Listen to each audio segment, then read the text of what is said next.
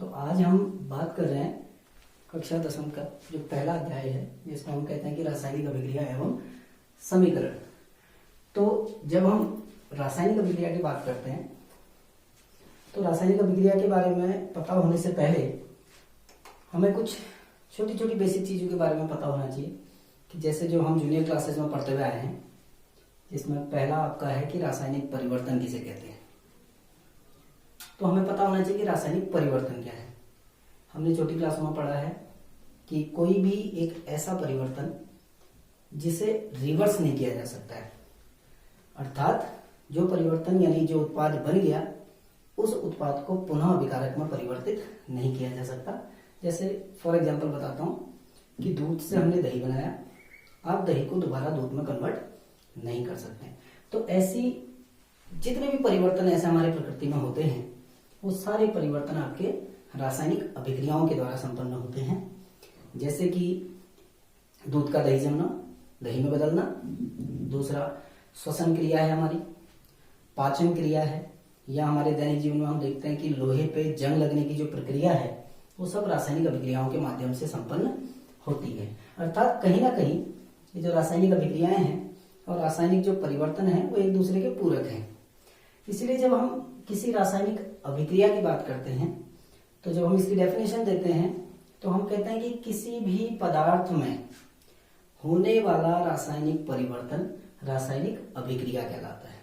अर्थात कि जब भी रासायनिक परिवर्तन होगा तो हम ये कह सकते हैं कि वहां पर कोई न कोई रासायनिक अभिक्रिया हो रही है। अब ये तो हो गई रासायनिक अभिक्रिया की परिभाषा कि किसी भी पदार्थ में होने वाला रासायनिक परिवर्तन, केमिकल चेंज अगर हो रहा है तो वहां पर आपकी केमिकल इक्वेशन भी हो रही है, यानी रासायनिक अभिक्रिया भी हो रही है।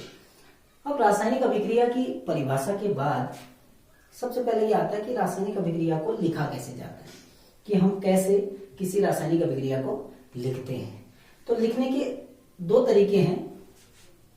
समीकरण के रूप में हम लिखते हैं, तो वो समीकरण एक तो आपका शब्द समीकरण आता है कि हाँ, जैसे हम शब्द के रूप में उसको कैसे लिखते हैं, शब्द समीकरण। जैसे उदाहरण के लिए जब हम कार्बन को वायु में जलाते हैं तो हमें पता है कि कार्बन डाइऑक्साइड गैस बनती है। तो हम उसको जब शब्द समीकरण के रूप में लिखते हैं तो हम लिखते हैं कार्बन धन ऑक्सीजन। कार्बन को हमने ऑक्सीजन के साथ जलाया और इनको जलाने के बाद हमारी गैस बनी कार्बन डाइऑक्साइड। तो ये तो हमारी एक शब्द समीकरण है, क्योंकि हमने इसको शब्दों के रूप में लिखा है। कार्बन धन ऑक्सीजन क्या दे दिया आपका, कार्बन डाइऑक्साइड। ये शब्द समीकरण कहलाती है। रासायनिक अभिक्रिया को लिखने का पहला तरीका है कि हम उसको शब्द समीकरण के रूप में लिखते हैं। तो हमने जिसको हमने जलाया और जिसके साथ जलाया उसको हम बाईं ओर लिखेंगे। बाएं पक्ष में जो भी चीजें लिखी जाती हैं इनको अभिकारक कहते हैं हम। ये सारे के सारे अभिकारक हैं। एक हो, दो हो, तीन हो, चार हो, कितने भी अभिकारक हो सकते हैं। दाईं ओर इस तीर के निशान के बाद जो लिखा जाता है उसको हम बोलते हैं उत्पाद। ये आपके उत्पाद हैं। उत्पाद मतलब अभिक्रिया होने के बाद या रासायनिक परिवर्तन होने के बाद जो भी नया पदार्थ बना वो आपका उत्पाद कहलाता है। अभिकारक होते हैं जो रासायनिक परिवर्तन में भाग ले रहे हैं, अर्थात जिनके मध्य रासायनिक परिवर्तन हो रहा है। यहाँ पर कार्बन को हमने ऑक्सीजन के साथ जलाया तो कार्बन और ऑक्सीजन के बीच में रासायनिक अभिक्रिया हुई। अभिक्रिया होने के बाद जो पदार्थ बना वो कहलाया कार्बन डाइऑक्साइड, और इस कार्बन डाइऑक्साइड को हम नाम दे देते हैं उत्पाद। ये आपके रिएक्टेंट या आपका प्रोडक्ट, अंग्रेजी में अगर कहें तो रिएक्टेंट और प्रोडक्ट, आर एंड पी। तो अभिकारक होते हैं कि जो रासायनिक अभिक्रिया में भाग ले रहे। उत्पाद हो गया उस अभिक्रिया के फलस्वरूप जो नया पदार्थ बन रहा है, उसको हम नाम दे देते हैं उत्पाद। तो ये तो हमारा था शब्द समीकरण के रूप में लिखना, जिसमें हमने कार्बन और ऑक्सीजन को आपस में रिएक्ट कराया, अभिक्रिया कराई और हमारा कार्बन डाइऑक्साइड बनाया।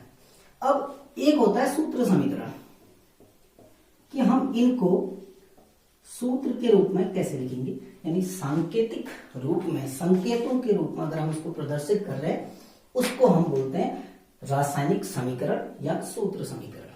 तो रासायनिक समीकरण, अब उसके लिए हमें कक्षा 9 में हमने पढ़ा हुआ है, कार्बन का जो प्रतीक होता है वो C होता है, ऑक्सीजन अणु का प्रतीक होता है O2, और इन दोनों को मिलाने से हमारी कार्बन डाइऑक्साइड बनी, जिसका प्रतीक हो गया CO2।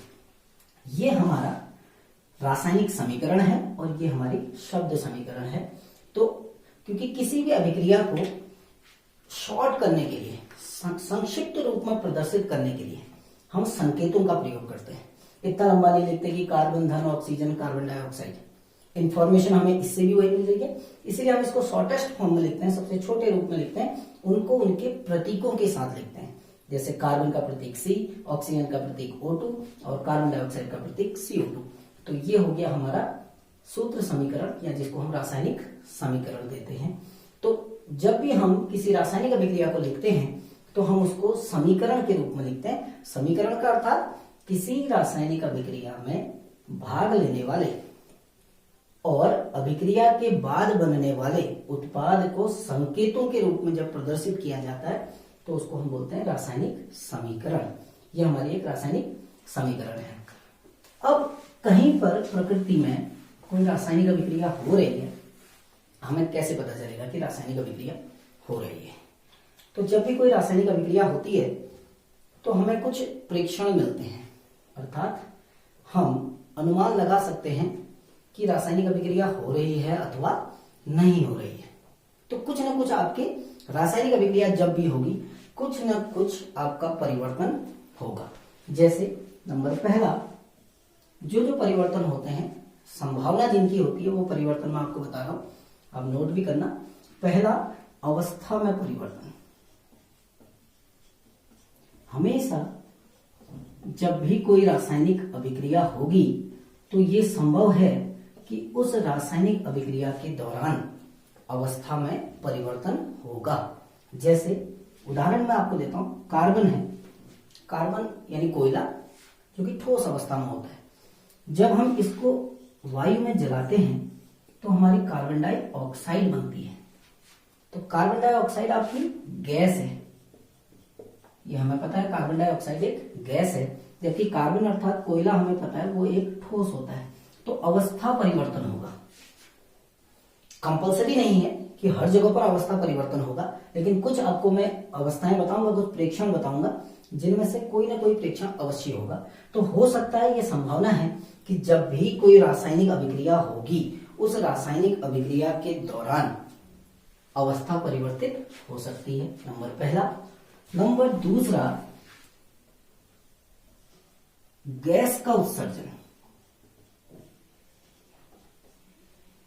कि जब कोई रासायनिक अभिक्रिया होगी तो यह संभव है कि उस अभिक्रिया के दौरान कोई गैस निर्मुक्त होगी। जैसे अभी कार्बन डाइऑक्साइड गैस निकल रही थी, हो सकता है नाइट्रोजन निकले, हो सकता है हाइड्रोजन, अर्थात कोई ना कोई गैस आपकी निकल सकती है। तो ये दो प्रेक्षण हैं, या तो अवस्था में परिवर्तन होगा या कोई गैस का निष्कासन होगा, या नंबर तीसरा आपका तापमान में परिवर्तन हो सकता है कि तापमान में परिवर्तन हो जाए, यानी उस पदार्थ का ताप बढ़ जाए अथवा घट जाए। दोनों में से कोई भी चीज हो सकती है कि तापमान बढ़ भी सकता है और उसका तापमान घट भी सकता है। तो ये कुछ प्रेक्षण है कि जब कोई रासायनिक अभिक्रिया होगी तो संभावना है कि इनमें से कोई न कोई परिवर्तन हो सकता है, या कोई प्रेक्षण आप देख सकते हैं। हो सकता है अवस्था में परिवर्तन हो जाए, हो सकता है गैस का उत्सर्जन हो जाए, हो सकता है कि तापमान में परिवर्तन हो सकता है। संभव है, कंपलसरी नहीं है। ठीक, तो ये तो हमने बात करी अभी तक कि रासायनिक अभिक्रिया और रासायनिक समीकरण के बारे में। अब बात यह आती है कि रासायनिक अभिक्रिया को जब हम लिखते हैं तो उसको लिखते समय हमें एक तीसरी चीज का थोड़ा सा ध्यान रखना होता है कि हम जो अभिकारक हैं और जो उत्पाद हैं उनकी भौतिक अवस्था को भी हम उसमें मेंशन करते हैं। अर्थात कि अभिकारक ठोस है, द्रव है या गैस है, वो क्या अभिकारक है। हो सकता है कि अभिकारक गैसीय अवस्था में हो सकता है कि अभिकारक ठोस हो या द्रव हो। जैसे एक उदाहरण के लिए मैं आपको देता हूं, एक रासायनिक अभिक्रिया लिख रहा हूं आपके सामने कि मैग्नीशियम है, मैग्नीशियम को हम वायु में जला रहे हैं। अब क्योंकि मैग्नीशियम कह रहे हैं तो मैग्नीशियम का प्रतीक है Mg। वायु अर्थात क्योंकि वायु में ऑक्सीजन है तो हम O2 और एक एरो लगाते हैं। एरो लगाने के बाद हमारा पदार्थ बन रहा है मैग्नीशियम ऑक्साइड MgO। अब ये संतुलित नहीं है, अभी आगे के टॉपिक में हम बात करेंगे कि अभिक्रियाओं को संतुलित कैसे करते हैं, उस बारे में अभी फिर बात करेंगे। अभी केवल मैं आपको बता रहा हूँ कि इनकी भौतिक अवस्थाओं का निरूपण करना होता है, ये एक अधूरी समीकरण है। तो भौतिक अवस्था आपको हमें पता होनी चाहिए कि कौन सा पदार्थ किस अवस्था में है। जैसे मैग्नीशियम एक धातु है, हमें पता है, तो मैग्नीशियम ठोस अवस्था में होगी, तो इसके आगे एक छोटे ब्रैकेट में स्मॉल लेटर में एस लिखना होगा आपको। ऑक्सीजन गैस है, तो इसके आगे एक छोटे ब्रैकेट में आपको स्मॉल जी लिखना पड़ेगा। ये प्रतीक हैं, एस सॉलिड के लिए, जी आपका गैस के लिए, और मैग्नीशियम ऑक्साइड आपका ठोस होता है तो उसके लिए भी सॉलिड आएगा। तो ये उन अभिकारकों और उत्पादों की भौतिक अवस्थाओं को प्रदर्शित करता है कि अभिकारक ठोस हैं, द्रव हैं या गैस हैं। अगर ठोस है तो स्मॉल लेटर में छोटे ब्रैकेट में एस लिखेंगे उसके आगे, यदि वो द्रव है तो स्मॉल लेटर में स्मॉल एल लिखेंगे, एल फॉर लिक्विड, और अगर वो आपका गैस है तो हम जी लिखेंगे, जी फॉर गैस। यदि जलीय अवस्था में है यानी पानी में घोला गया है तो वहां पर हम लिखेंगे AQ, AQ यानी एक्वस। एक्वस होता है जलीय विलयन के लिए हम AQ शब्द का प्रयोग करते हैं। तो ये हमारे कुछ इनके प्रतीक हैं इनकी भौतिक अवस्थाओं की, कि कौन सा पदार्थ किस अवस्था में है। तो अभी हमने बात करी, मैं दोबारा थोड़ा सा रिपीट कर रहा हूं, रासायनिक अभिक्रिया जिसे कहते हैं। रासायनिक अभिक्रिया होती है कि किसी भी पदार्थ में होने वाला रासायनिक परिवर्तन। यदि किसी पदार्थ में कोई भी रासायनिक परिवर्तन हो रहा है तो हम कहते हैं कि उस पदार्थ में कोई ना कोई रासायनिक अभिक्रिया हो रही है। अब रासायनिक अभिक्रिया को प्रदर्शित करने के लिए हम समीकरण का प्रयोग करते हैं, अर्थात रासायनिक समीकरण। तो रासायनिक समीकरण को प्रदर्शित करने के लिए मैंने अभी बताया था कि शब्द समीकरण का प्रयोग करते हैं, जिसमें हम उनको शब्दों के रूप में लिखते हैं, और शब्द समीकरण के बाद हम उसको रासायनिक समीकरण के रूप में लिखते हैं, अर्थात सूत्र के रूप में। तो जिस पदार्थ का जो प्रतीक है उसको हम उसके सूत्र के रूप में लिखते हैं। तो जैसे अभी मैंने उदाहरण दिया था कि हम हाइड्रोजन प्लस ऑक्सीजन आप दोनों मिले और जल का निर्माण हो गया, H2O। ये जो हम एरो लगाते हैं ये अभिक्रिया की डायरेक्शन को बताता है। डायरेक्शन यानी अर्थात किस दिशा में हो रही है। आगे की ओर हो रही है तो एरो आगे की ओर लगेगा, पीछे की ओर हो रही है तो एरो पीछे की ओर लगेगा। ये अभी सीनियर क्लासेस में आप पढ़ोगे, बहुत टाइप के एरो होते हैं। तो ये एरो जो है, तीर का निशान, ये हमें अभिक्रिया की दिशा को बताता है कि अभिक्रिया किस दिशा में संपन्न हो रही है, अग्र दिशा में हो रही है या पश्चिम दिशा में हो रही है। तो ये तो हमारा एक रासायनिक समीकरण है कि हाइड्रोजन और ऑक्सीजन ने क्रिया की और हमारा जल का निर्माण हुआ। अब इसमें होता क्या है कि हमको इनके प्रतीक लिखने होते हैं। प्रतीक मतलब इनकी भौतिक अवस्थाएं। जैसे हमें पता है हाइड्रोजन की भौतिक अवस्था गैस है, ऑक्सीजन की भौतिक अवस्था गैस है, जल की भौतिक अवस्था लिक्विड है। तो हमने उनके आगे उनके प्रतीक लिख दिए, H2O2 और H2O। तो ये हमारी एक रासायनिक समीकरण हो गई कि हम रासायनिक समीकरण को कैसे लिखते हैं। मतलब अब इसके बाद हम आगे आते हैं थोड़ा सा, उसके बाद हम आते हैं कि रासायनिक अभिक्रियाओं में ही एक टॉपिक और आता है जिसको हम कहते हैं संतुलित रासायनिक समीकरण। कि कोई रासायनिक समीकरण संतुलित है या नहीं है। अब यह हमें कैसे पता चलेगा कि दी गई अभिक्रिया संतुलित है या नहीं है। तो हमने कक्षा 9 में एक छोटी सी बात की थी, हमने पढ़ा था स्कूल में, जिसमें हम पढ़ते थे कि द्रव्यमान संरक्षण का नियम।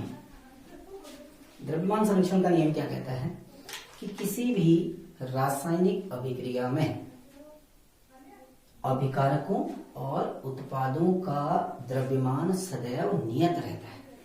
अर्थात जितना द्रव्यमान अभिकारकों का है उतना ही द्रव्यमान उत्पाद का भी होगा। जैसे एक एग्जांपल के लिए आपको बता रहा हूं, अभी मैंने एक अभिक्रिया लिखी थी, H2 प्लस O2 आपका बना H2O। अब हमें जानना है कि ये अभिक्रिया संतुलित है या नहीं है। अब हम कैसे जानेंगे? उसके लिए आप लोगों को मैंने कक्षा 9 में बता रखा है अणुभार निकालना, कि किसी पदार्थ का अणुभार कैसे निकालते हैं। आपको इनके एटॉमिक मास याद होंगे, परमाणु भार आपको याद होंगे, याद नहीं है तो उनको याद कीजिए कि हम इन पदार्थों का अणुभार कैसे निकालते हैं। हमें पता है हाइड्रोजन का परमाणु भार 1 होता है और हमारे पास हाइड्रोजन के 2 परमाणु हैं, तो 1 गुणा 2 अर्थात इसका अणुभार हो गया 2। ऑक्सीजन का परमाणु भार हमें पता है 16 होता है। ऑक्सीजन के 2 परमाणु हैं तो 16 दूनी 32। ऐसे ही हम जल के लिए निकालेंगे। जल के एक अणु में हाइड्रोजन के 2 परमाणु हैं तो एक हाइड्रोजन का परमाणु भार 1 होता है तो 2 हाइड्रोजन का 2 हो गया धन। इसके साथ एक ऑक्सीजन भी जुड़ी है और ऑक्सीजन का परमाणु भार होता है आपका 16। तो हमारा जो इसका अणुभार अभी निकल रहा है 16, 2 धन 16 अर्थात 18। उत्पाद हमारा जल है और इस उत्पाद का जो अणुभार आया वो आया 18। अब हम बाईं ओर देखते हैं अर्थात अपने अभिकारकों का अणुभार देखते हैं कि वो कितना आता है। हमारे 2 अभिकारक हैं, पहला हाइड्रोजन दूसरा ऑक्सीजन। हाइड्रोजन का अणुभार 2 है, ऑक्सीजन का 32। अगर हम यहां देखें हमारा जो कुल भार आ रहा है बाईं ओर तो वो आ रहा है 2 धन 32 अर्थात यहां आ गया 34। तो बाईं ओर जो अणुभार आ रहा है वो आपका 34 आ रहा है कुल भार, यानी अभिकारकों का कुल द्रव्यमान अगर हम कहें तो हमारा 34 आ रहा है और उत्पाद का कुल द्रव्यमान कहें तो हमारा 18 आ रहा है। और हमारा द्रव्यमान संरक्षण का नियम क्या कहता है कि जितना द्रव्यमान उत्पाद का होगा उतना ही द्रव्यमान अभिकारक का भी होगा। जबकि यहां पर क्या हो रहा है, उत्पाद का द्रव्यमान तो 18 AMU है जबकि अभिकारकों का द्रव्यमान आ गया 34। तो ये दोनों अलग अलग हो गए अर्थात ये समीकरण द्रव्यमान संरक्षण के नियम का पालन नहीं करती है। ये जो रासायनिक अभिक्रिया हमने लिखी है ये द्रव्यमान संरक्षण के नियम का पालन नहीं कर रही है अर्थात ये समीकरण आपकी असंतुलित है। इस समीकरण को हम संतुलित नहीं कह सकते हैं क्योंकि संतुलित समीकरण वो समीकरण होती है जो द्रव्यमान संरक्षण के नियम का पूर्णतः पालन करती है। अर्थात किसी भी संतुलित समीकरण में बाईं ओर जितना द्रव्यमान होगा दाईं ओर भी उतना ही द्रव्यमान होगा। आपको मैं उदाहरण के लिए भी बताता हूं कि इसी अभिक्रिया को अगर हम संतुलित करें, अभी मैं आपको पूरा तरीका बताऊंगा कि कैसे संतुलित करते हैं। अगर इस अभिक्रिया को मैं संतुलित करूं, अभी मैं डायरेक्ट संतुलित समीकरण लिख रहा हूं, ये एक संतुलित समीकरण है। अब आप गौर करना इस समीकरण में बाईं ओर का द्रव्यमान और दाईं ओर का द्रव्यमान बराबर होगा। कैसे आपको बताता हूं। हाइड्रोजन का द्रव्यमान 1 होता है और हाइड्रोजन के कितने परमाणु हैं 2 दूना 4। हाइड्रोजन के 4 परमाणु हैं 2 2 जा 4। तो एक परमाणु का द्रव्यमान 1 होता है, 4 परमाणु का द्रव्यमान हो गया 4। ठीक। दूसरी ओर देखो ऑक्सीजन का परमाणु भार होता है 16। हमारे पास ऑक्सीजन के 2 परमाणु हैं तो 16 गुणा 2 अर्थात 32। कुल द्रव्यमान हो गया बाईं ओर। अगर हम देखें, अगर हम अभिकारकों का कुल द्रव्यमान देखें तो अभिकारकों का कुल द्रव्यमान आ रहा है 32 धन 4 अर्थात 36। तो हमारे अभिकारकों का कुल द्रव्यमान आ गया 36। अब हम उत्पाद के लिए जाते हैं। आपको पता है हाइड्रोजन का परमाणु भार 1 होता है। हाइड्रोजन के कितने परमाणु हैं 2 दूना 4। ये तो हो गया हाइड्रोजन का भार। धन ऑक्सीजन का भार होता है 16। अब ऑक्सीजन कितने हैं, आगे से 2 लगा है तो ऑक्सीजन भी 2 है तो 16 गुणा 2 अर्थात 32। तो हमारा परमाणु कुल द्रव्यमान हो गया 4 धन 32 अर्थात 36। तो अभिकारकों का द्रव्यमान भी 36 है और उत्पाद का द्रव्यमान भी 36 है अर्थात ये रासायनिक अभिक्रिया पूर्णतः द्रव्यमान संरक्षण के नियम का पालन करती है अर्थात ये एक संतुलित रासायनिक अभिक्रिया है। जबकि अगर हम ऊपर वाली समीकरण की बात करें ये असंतुलित है। इसलिए है क्योंकि ये द्रव्यमान संरक्षण के नियम का पालन नहीं करती है। तो हमने बात करी कि संतुलित रासायनिक समीकरण क्या है, तो इसका आंसर यह है कि कोई भी ऐसी रासायनिक समीकरण जो द्रव्यमान संरक्षण के नियम का पूर्णतः पालन करती है उस समीकरण को हम बोलते हैं संतुलित रासायनिक समीकरण। इसके बाद हम नेक्स्ट टॉपिक में बात करेंगे कि रासायनिक अभिक्रियाओं को संतुलित कैसे किया जाता है। वो हम नेक्स्ट टॉपिक पे बात करेंगे। नेक्स्ट जो वीडियो आपको ये बनाऊंगा उसमें हम बात करेंगे कि जो रासायनिक अभिक्रियाएं हैं, मैंने तो अभी डायरेक्ट संतुलित कर दी कि आगे से दो लगा दिया। आपको थोड़ी प्रॉब्लम होगी कि कैसे हम संतुलित करेंगे। इसके बाद नेक्स्ट टॉपिक में बहुत इजी वे बताऊंगा, बहुत बढ़िया तरीके से और सिंपल तरीके से कि कैसे हम किसी रासायनिक अभिक्रिया को संतुलित करते हैं। तो अभी तक जो हमने लर्न किया, जो हमने पढ़ा, उनके लिए आप थोड़ा सा होमवर्क नोट कीजिए। आपको करना क्या है, केवल कॉपी में इनकी डेफिनेशन लिखनी है। ये जो चैप्टर नेम है रासायनिक अभिक्रिया एवं समीकरण, तो इसमें आपको जो जो चीजें मैंने बताई गई हैं, जैसे रासायनिक अभिक्रिया क्या होती है, रासायनिक परिवर्तन क्या होते हैं, रासायनिक समीकरण किसे कहते हैं हम, रासायनिक समीकरण को संतुलित यानी संतुलित रासायनिक समीकरण क्या होती है, असंतुलित रासायनिक समीकरण क्या होती है, और नेक्स्ट वीडियो में आपको मैं फिर रासायनिक अभिक्रियाओं का संतुलन बताऊंगा। तब तक के लिए गुड बाय।